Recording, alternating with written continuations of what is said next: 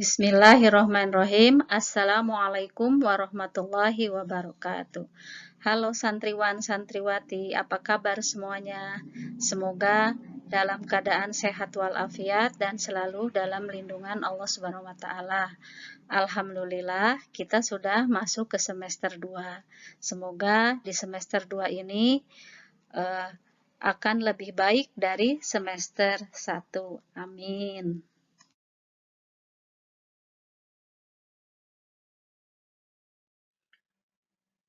Baik, pada semester 2 ini kita akan mulai materi IPS ini yaitu masuk ke bab 3, yaitu yang berjudul keunggulan dan keterbatasan ruang pengaruhnya terhadap kegiatan ekonomi, sosial, serta budaya di Indonesia dan ASEAN.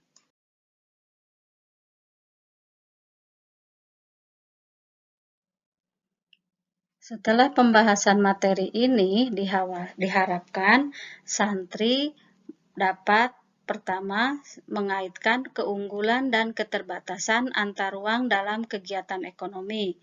2. Menjelaskan pengertian pelaku ekonomi. Dan yang ketiga, mengidentifikasi peran pelaku ekonomi dalam perekonomian. Santriwan dan santriwati, di kelas 7, kalian telah mempelajari tentang konsep ruang dan interaksi antar ruang. Salah satu alasan adanya interaksi antar ruang adalah perbedaan potensi dan sumber daya alam yang dimiliki. Indonesia merupakan negara yang kaya akan sumber daya alam. Nah, itu semua merupakan keunggulan yang dimiliki oleh Indonesia. Setiap daerah di Indonesia memiliki sumber daya alam yang beraneka ragam. Ada yang memiliki kelapa sawit, emas, batu bara, kemudian minyak bumi, ya.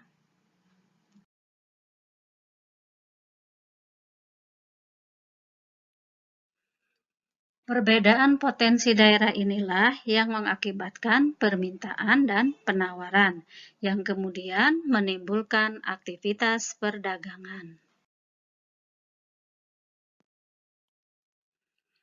Perbedaan potensi daerah bisa terjadi karena adanya perbedaan teknologi. Nah, setiap daerah memiliki keunggulan komparatif tersendiri.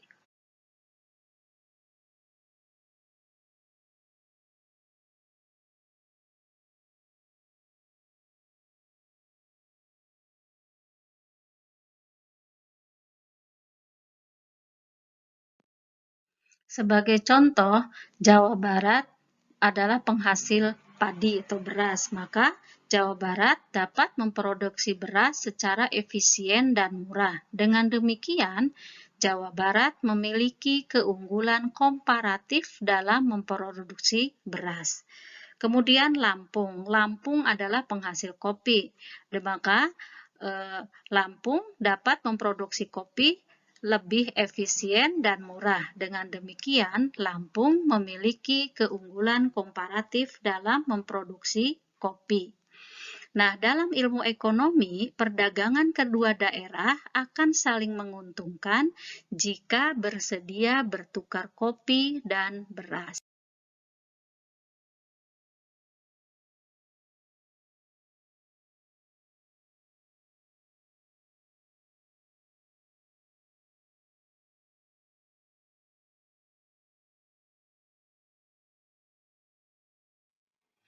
Keuntungan dari pertukaran sumber daya alam inilah yang menyebabkan terjadinya interaksi dalam dan antar ruang berupa kegiatan perdagangan.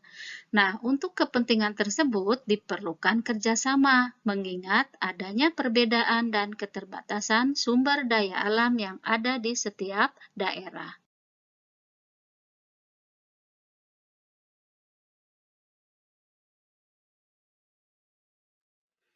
Pada uraian materi di atas telah dipaparkan bahwa aktivitas perdagangan akan terjadi jika ada produk yang diperdagangkan.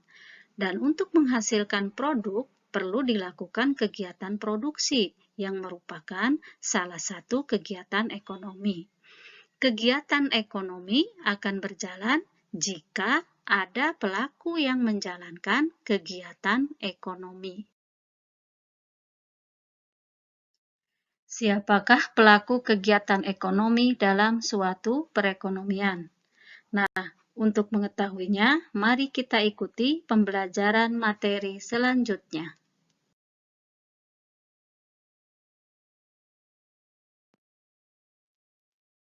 Dalam kehidupan sehari-hari, kalian tentu tidak asing lagi memperhatikan kegiatan para petani menanam padi yang kemudian dipanen. Nah, hasil panennya ini oleh para petani akan dijual ke agen.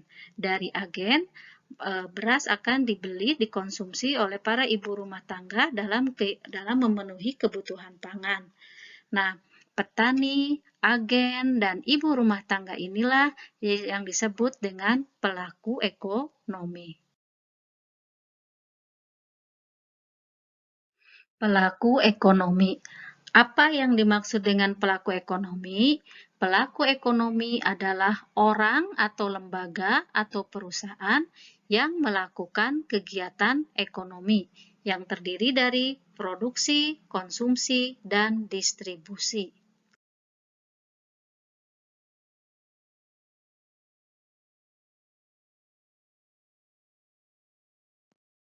Ada 4 pelaku ekonomi, yaitu yang pertama, rumah tangga keluarga atau konsumsi atau disingkat dengan RTK.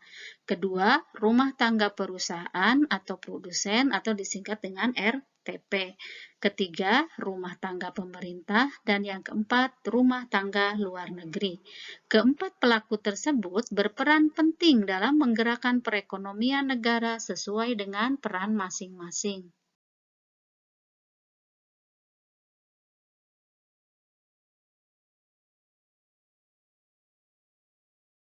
Apa saja peran pelaku ekonomi dalam perekonomian?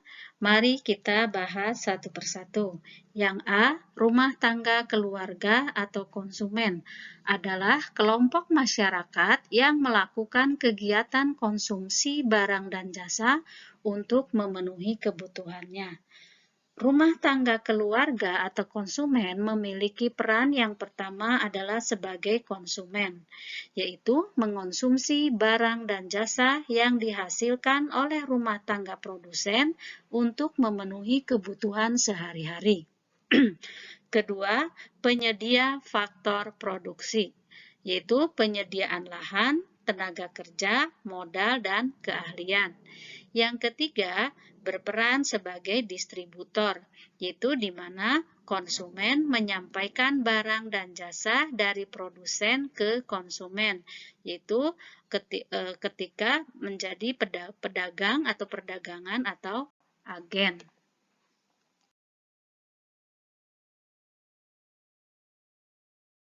Sebagai penyedia faktor produksi, rumah tangga konsumen memiliki pendapatan dari yang pertama, sewa karena telah menyewakan tanahnya pada perusahaan. Kedua, upah karena telah mengorbankan tenaga untuk bekerja di sebuah perusahaan. Tiga, bunga karena telah meminjamkan sejumlah dana pada perusahaan. Tapi di sini perlu kalian baris bawahi bahwa dalam Islam tidak menggunakan sistem bunga, melainkan dengan cara sistem bagi hasil. Yang keempat, laba atau keuntungan atau profit, karena telah berkontribusi berupa tenaga dan pikirannya dalam mengelola perusahaan.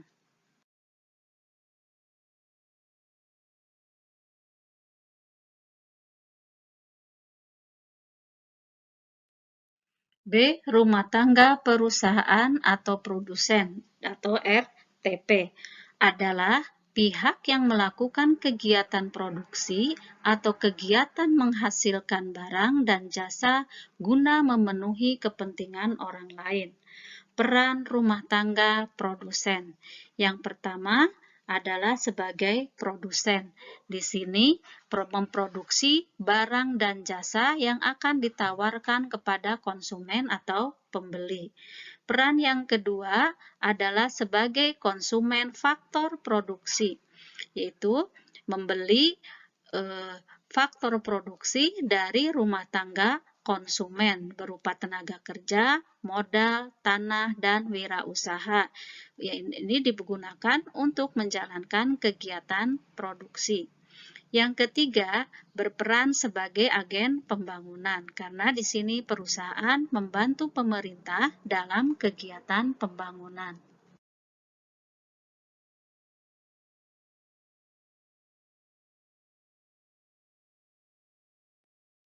Peran pelaku ekonomi dalam perekonomian berikutnya adalah C. Rumah tangga pemerintah. Rumah tangga pemerintah adalah pihak yang bertugas mengatur, mengendalikan, serta mengadakan kontrol terhadap jalannya perekonomian. Peran rumah tangga pemerintah yang pertama adalah sebagai regulator atau mengatur dalam perekonomian.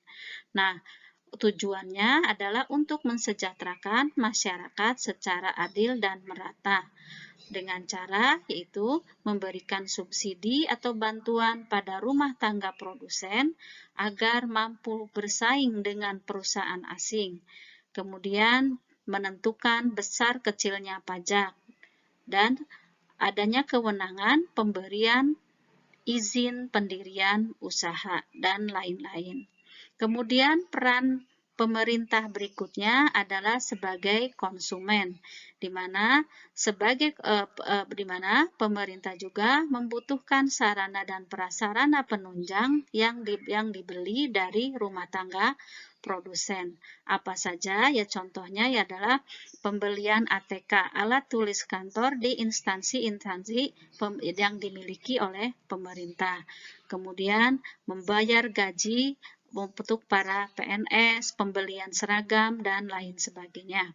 Kemudian yang ketiga, berperan sebagai produsen, yaitu memproduksi barang dan jasa melalui BUMN, Badan Usaha Milik Negara. Contohnya ada Perum Damri, Perum Peruri, PT KAI, PT PLN, PT Garuda Indonesia, dan lain-lain.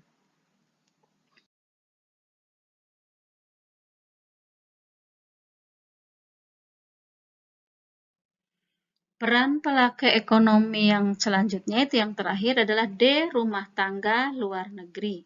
Rumah tangga luar negeri adalah orang atau lembaga yang melakukan kegiatan ekspor dan impor. Perannya yang pertama adalah sebagai investor atau penanam modal, yaitu menanam modalnya di berbagai negara, salah satunya misalkan di Indonesia. Peran kedua adalah sebagai produsen, di mana di sini lembaga atau orang yang berasal dari luar negeri mengekspor barang dan jasa, memberikan pinjaman, mengirimkan tenaga ahli.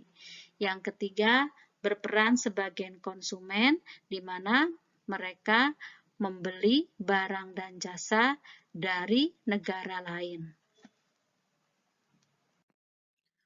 Peran masyarakat luar negeri dalam perekonomian terlihat nyata dalam perdagangan internasional. Dengan adanya perdagangan internasional, terbentuklah kerjasama antara Indonesia dengan negara lain. Para pelaku ekonomi pada dasarnya mempunyai hubungan yang sangat erat. Mari kita simak penjelasannya. A. Arus faktor produksi dan arus pengeluaran. Di mana di sini perusahaan membeli faktor produksi dari rumah tangga keluarga, sehingga berarti perusahaan melakukan pembelian, sehingga yaitu mengeluarkan pengeluaran.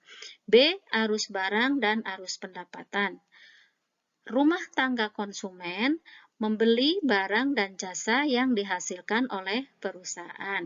Berarti di sini perusahaan memperoleh pendapatan dari rumah tangga konsumen. C. Layanan. Negara memberikan pelayanan pada rumah tangga keluarga dan perusahaan. D. Pajak. Rumah tangga keluarga dan perusahaan wajib membayar pajak pada negara.